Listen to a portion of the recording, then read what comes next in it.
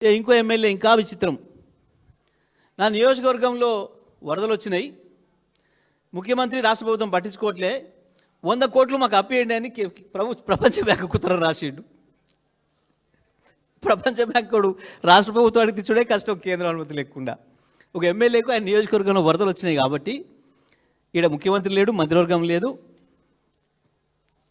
నాకు చక్కగా మా నియోజకవర్గానికి 100 కోట్లు ఇయ్యండి. నియోజకవర్గం కుదబెట్టి తెస్తాడా? ఏం పెట్టి తెస్తాడు వరల్డ్ బ్యాంక్ దగ్గర?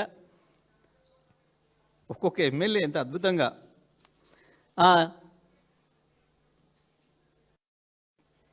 పాపం చెప్పదండి ఎమ్మెల్యే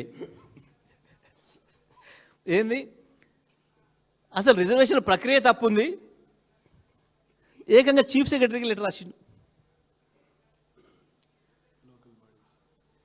ఇక మా జిల్లాలో ఎమ్మెల్యేలు అయితే పాపం సార్ వాళ్ళ పేర్లు ఏం తీసుకోలే కానీ మరి అంటే అసలు ఏం జరుగుతుంది ప్రభుత్వంలో?